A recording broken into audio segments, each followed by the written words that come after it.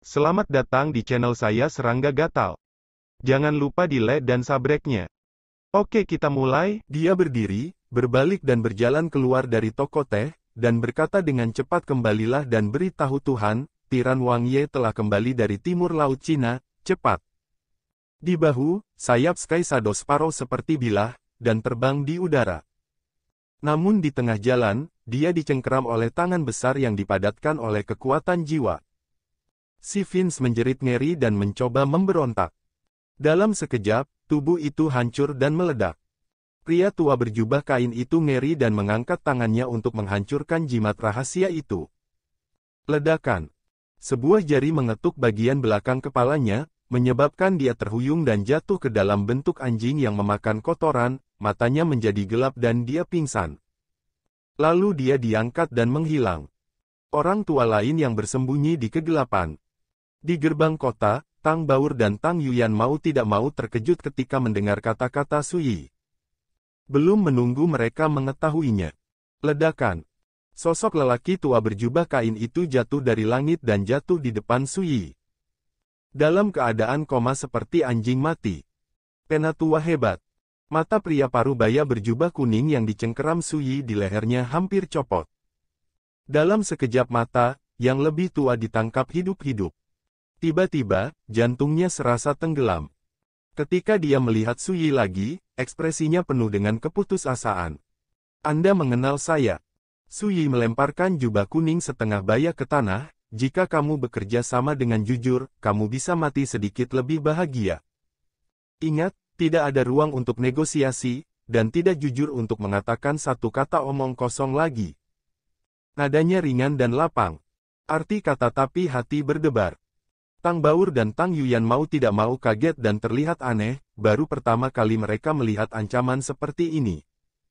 Kematian yang bahagia lebih baik daripada kehidupan, pilih salah satu. Ini tidak dimaksudkan untuk memberikan jalan keluar kepada pihak lain. Jika direnungkan baik-baik, rasa hidup lebih baik daripada mati, tidak diragukan lagi lebih meresap. Pria parubaya berjubah kuning itu gemetar di sekujur tubuh dan wajahnya suram. Dia adalah Raja Peri yang bermartabat, mengapa dia pernah mengalami perlakuan seperti itu? Tapi dia juga tahu bahwa dia tidak punya ruang untuk berjuang. Karena dia menghadapi Wang Ye, yang pernah memerintah tertinggi di dunia abadi, seorang tiran yang cukup untuk membuat banyak master hebat di Taijing merasa ketakutan. Pada akhirnya, Huang Pao terpuruk di usia parubaya, dengan semua pikirannya membara, berjanji untuk bekerja sama dengan jujur, tetapi memohon kematian yang bahagia. Melihat ini, Suyi berkata kepada Tang Yuyan, "Kamu datang dan bertanya." Tang Yuyan terdiam beberapa saat, lalu mengangguk cepat. Memang, bencana ini ditujukan padanya dan Tang Baur, dan dia sudah lama penuh kebingungan. Selanjutnya, Tang Yuyan mulai menginterogasi. Jubah kuning parubaya sangat kooperatif dan mengatakan yang sebenarnya. Suyi mendengarkan dari samping, dan segera memahami seluk-beluk masalah ini. Sebulan yang lalu, keluarga Tang kuno mengalami krisis. Asal krisis, dari Puritanisme.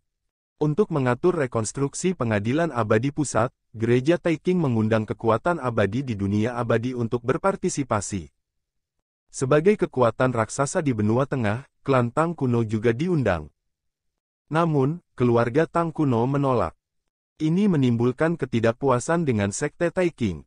Mereka percaya bahwa jika keluarga Tang kuno tidak berpartisipasi, mereka tidak akan puas dengan rekonstruksi pengadilan abadi pusat, dan tidak akan puas dengan sekte Taiking dan Taiyi kekuatan tingkat raksasa seperti agama dan agama Shenhuo tidak sopan. Oleh karena itu, gereja Taiking mengeluarkan ultimatum bahwa keluarga Tang kuno harus menyatakan dukungan mereka untuk rekonstruksi pengadilan abadi pusat, dan mereka perlu mengirim orang untuk berpartisipasi dalam acara akbar ini. Jika tidak, mereka akan dianggap sebagai musuh publik dari semua kekuatan abadi oleh agama Taiking. Tetapi bahkan di bawah ancaman seperti itu, klan Tang kuno masih menolak dan menyatakan bahwa mereka tidak akan berpartisipasi dalam masalah ini. Ini benar-benar membuat marah kaum Puritan. Sejak itu, pasukan klan Tang kuno diserang oleh semua pihak. Pertama, pasukan besar dan kecil di bawah komando klan Tang kuno saling mengkhianati, menarik garis yang jelas dengan klan Tang kuno. Selanjutnya, industri dan kekuatan klan Tang kuno yang didistribusikan di berbagai bagian negeri dongeng telah ditekan, diduduki, dan dianeksasi satu demi satu. Bahkan di benua tengah, klan Tang kuno terisolasi. Tidak ada kekuatan yang berani untuk tetap berhubungan dengan keluarga Tang kuno. Pada akhirnya, bahkan keluarga Tang kuno pun mulai menghadapi berbagai bencana. Untuk sementara, klan Tang kuno terjebak dalam gejolak masalah yang terus-menerus, yang membuat klan panik. Tapi keluarga Tang kuno tidak berdaya. Karena, di balik semua bencana ini, berdiri Sekte Taikang, Sekte Taiyi, Sekte Shenhuo, Qianyuan Jianzai, dan raksasa abadi lainnya. Melihat seluruh negeri dongeng, siapa yang berani memprovokasi? Juga beruntung bahwa klan Tang kuno juga merupakan kekuatan tingkat raksasa, jika tidak, saya khawatir itu tidak akan dapat mendukungnya. Orang-orang yang melacak Tang Yuyan dan Tang Baur kali ini berasal dari seorang raja abadi bernama Tianluo Daomen. Tianluo Daomen melekat pada agama Taikang dan mematuhi perintah agama Taikang. Alasan mengapa mereka mengikuti Tang Yuyan dan Tang Yuyan terkait dengan tujuan mereka datang ke Xiwu Xiancheng. Ternyata Tang Yuyan dan Tang Baur datang ke Xiwu Xiancheng, diatur oleh Tang Lingqi, ketua klan Tang kuno, untuk menanyakan informasi Suyi.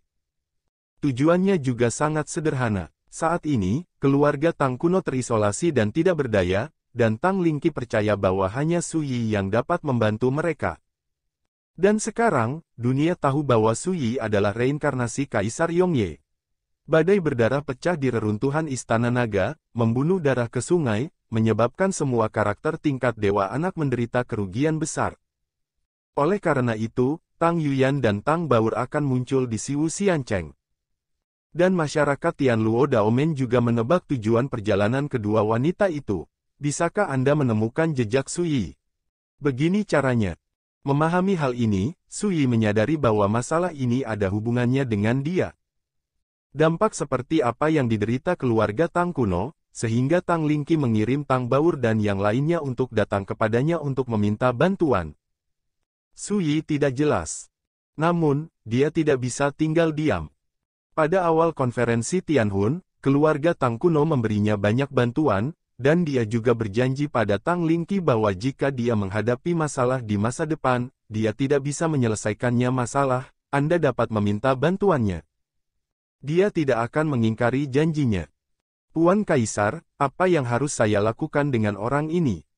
Nada suara Tang Yuyan sangat menakjubkan. Di masa lalu, dia tidak tahu identitas Suyi, dan dia telah membuat banyak kesalahpahaman dan lelucon. Memikirkan hal ini, dia panik.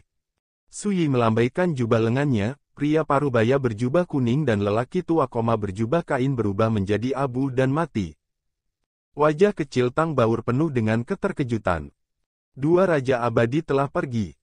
Ini membuat Tang Baur, yang hanya memiliki dunia virtual, merasakan kejutan yang belum pernah terjadi sebelumnya di hatinya. Baru pada saat itulah dia menyadari betapa mengerikan keberadaan orang yang dia sebut, adik laki-laki, itu sekarang. Ayo, kita pergi ke rumah Tangmu. Suyi membuat keputusan. Tang Yuyan langsung heboh, bagaimana bisa dia tidak mengerti? Apa yang dimaksud dengan Suyi? Keluarga Tang dari klan kuno mereka. Selamat. 7 hari kemudian.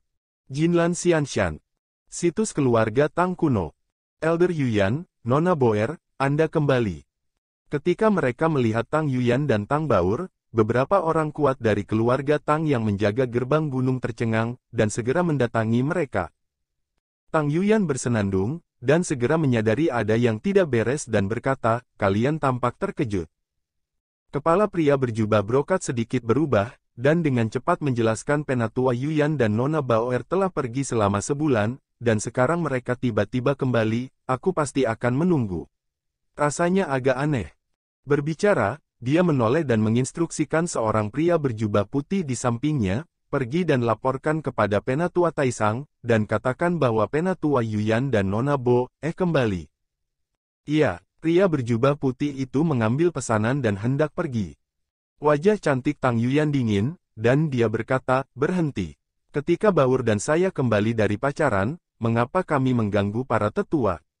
Jika saya jangan jelaskan, siapa jangan pergi juga.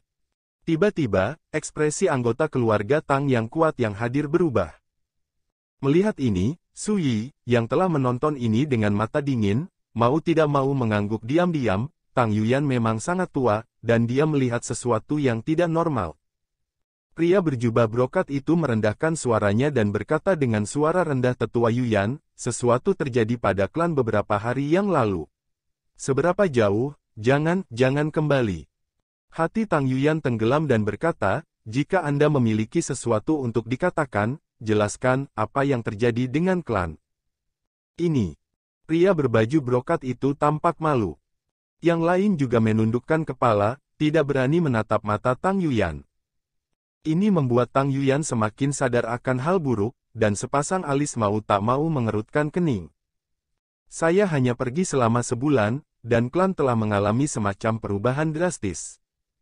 Kita tidak perlu mempermalukan mereka, kita bisa pergi dan melihat sendiri." Pada saat ini, Su Yi tiba-tiba berbicara. Dia memimpin dan berjalan ke depan. "Berhenti, siapa kamu?"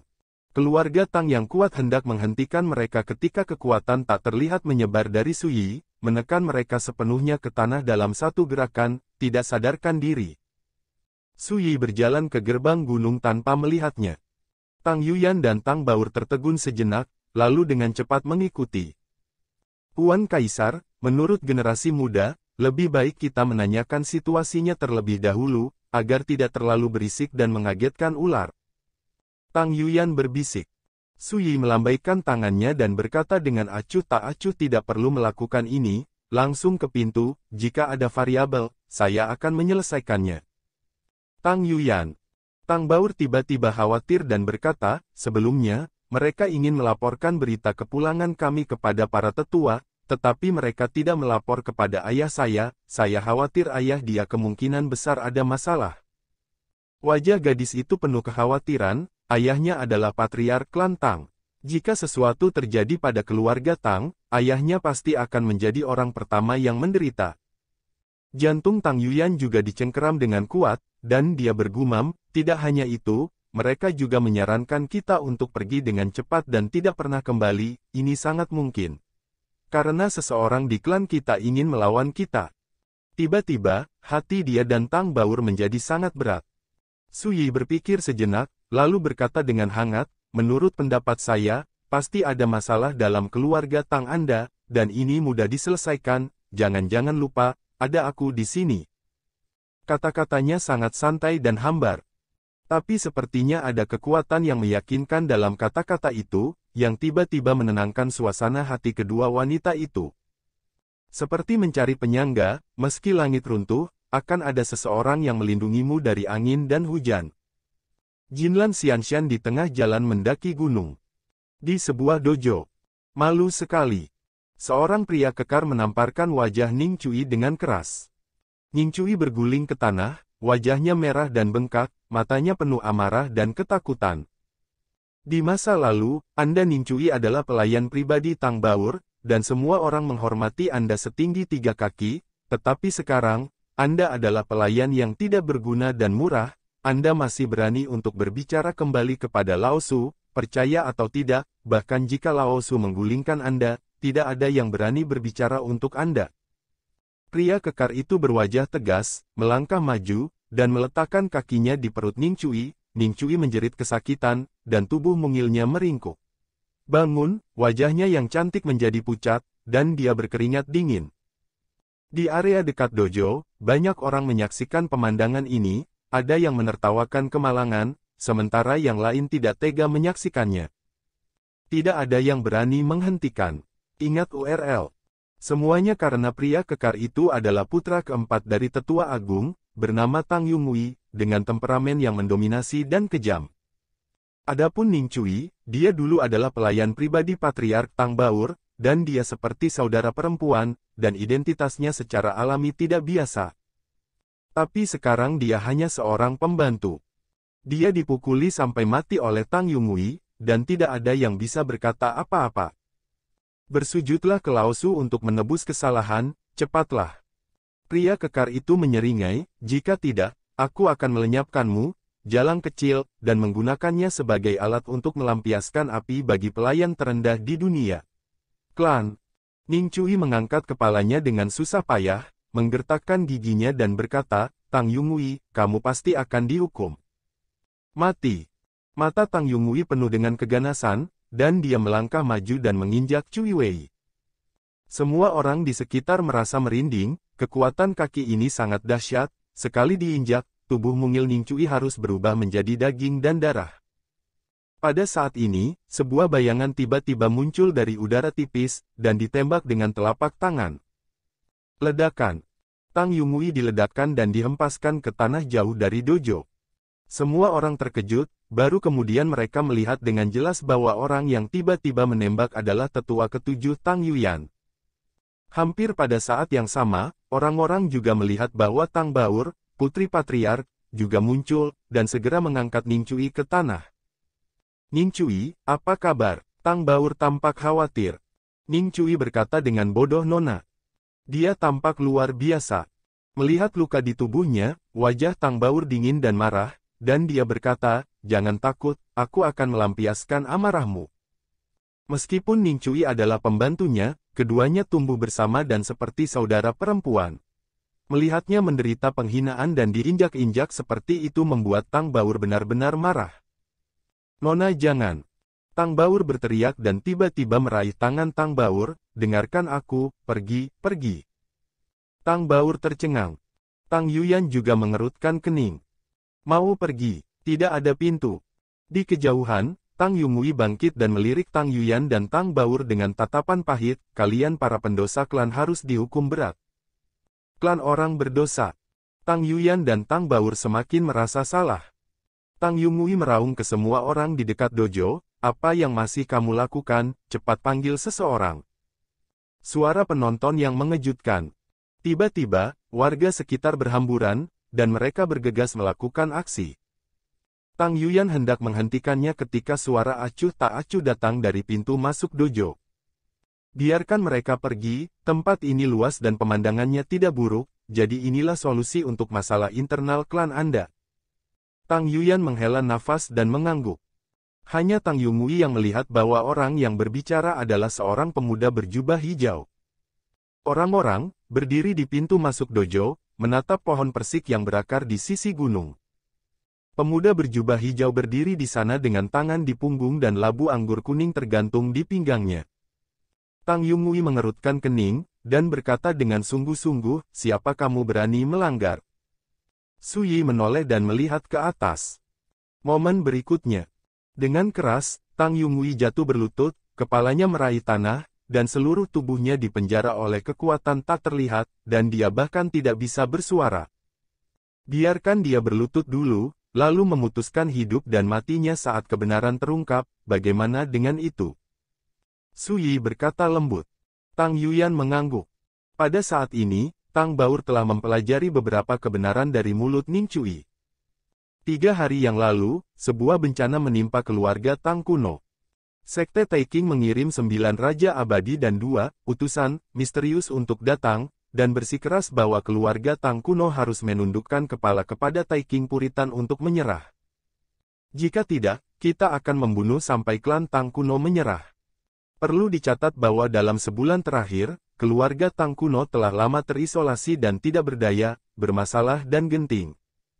Saat ini, di bawah paksaan seperti itu, banyak orang tua yang tidak tahan lagi dan memutuskan untuk berkompromi dan menyerah. Namun semua ini mendapat tentangan keras dari Patriark Tang Duyun, Tetua Taisang Tang Jinhong, Tetua Tang Lingqi dan lainnya. Patriark Tang Duyun bahkan menyatakan bahwa dia lebih suka menjadi potongan batu giok daripada ubin. Ini benar-benar membuat marah kaum Puritan, dan juga menarik banyak orang tua di keluarga Tang untuk tidak puas. Sebuah barang antik tingkat Taiwu bernama Tang Yuejin dari keluarga Tang kuno disiagakan dan pecah. Setelah mengetahui situasi klan Tang kuno, Tang Yuejin tidak segan-segan meniadakan posisi patriarki Tang Duyun.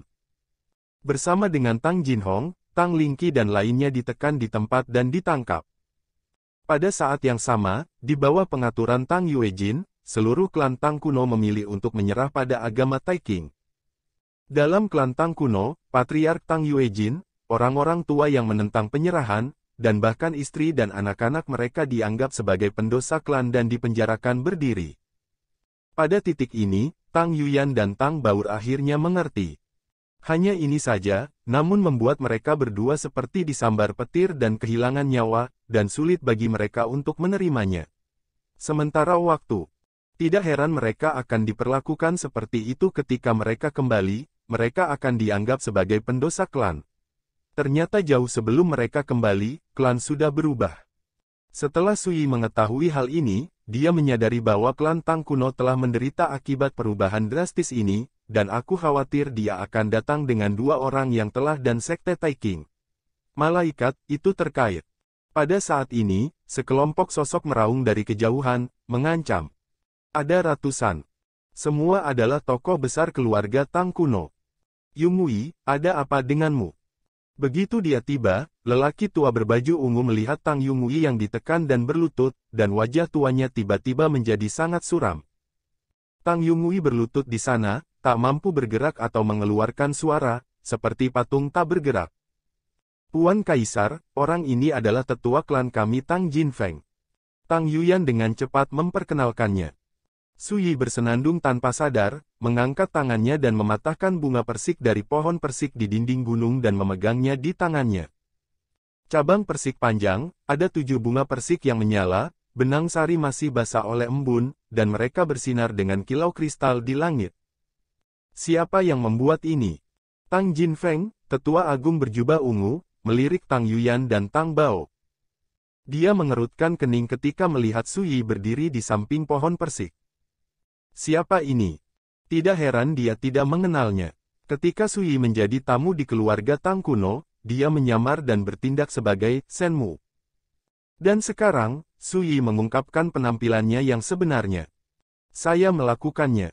Sui memegang cabang persik di satu tangan, berbalik dan berjalan santai, dan berkata kepada Tang Yuyan dan Tang Baur, hal berikutnya, serahkan padaku, Anda hanya dengan menonton.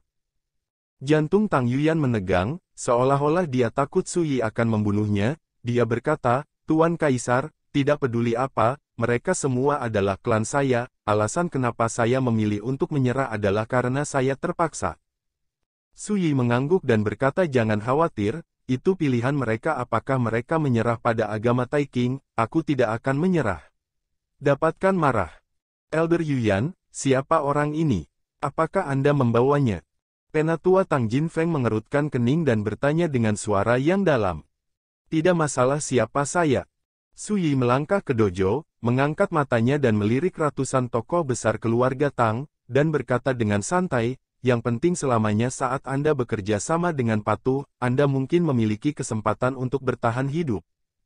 Ucapan tersebut membuat para tokoh besar di keluarga Tang kaget dan hampir tidak percaya dengan pendengaran mereka. Menyebarkan keliaran di wilayah keluarga Tang saya. Sungguh lancang. Seorang pria berjubah hitam tertawa marah.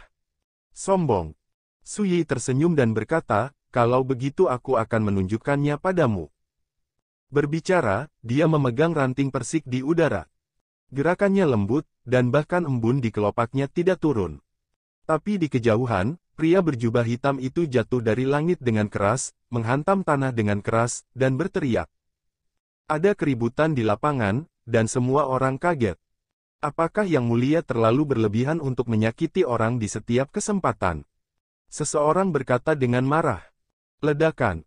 Suara itu masih bergema, sosok pria ini terhuyung-huyung dan jatuh ke tanah, tak mampu bangkit meski meronta. Pada saat ini, semua orang tampaknya akhirnya menyadari ketakutan lawan mereka. Namun Sui tidak berhenti sampai di situ.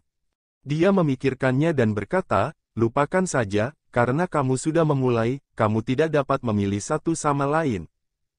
Jubahnya melambai. Ledakan. Kehampaan bergetar hebat, dan paksaan yang mengerikan turun dari langit. Itu hancur ke tanah, dan jatuh ke area yang luas, diikuti oleh teriakan satu demi satu. Adegan itu sangat spektakuler, juga sangat lucu. Orang-orang hebat yang awalnya agresif, betapa agungnya, tetapi dalam sekejap mata, mereka berguling ke satu tempat, sengsara dan malu. Hal ini membuat banyak orang dari keluarga Tang yang mendengar berita itu dari kejauhan semuanya ngeri, dan jiwa mereka hilang, dan seluruh orang bodoh. Siapa pria itu? Bagaimana bisa begitu menakutkan? Hanya Tang Yuyan dan Tang Baur yang tahu bahwa Lord Dijun telah menunjukkan belas kasihan. Pada saat ini, Su Yi mengambil kursi rotan, memegang cabang persik di tangannya, dan duduk dengan nyaman di dalamnya. Saya tahu, jika Anda tidak mau, teleponlah seseorang, dan panggil pria bernama Tang Yuejin untuk menyelamatkan masalah. Tidak ada kata terlambat untuk bertanya ketika semua orang sudah tiba. Nada Su Yi santai, suaranya tidak keras, tetapi bergema dengan jelas di arena, menekan erangan dan jeritan menyakitkan itu. Suasana di lapangan sempat menyesakkan dan membuat orang sesak napas. Semua orang kaget. Sekian dulu dari Mimin. Terima kasih.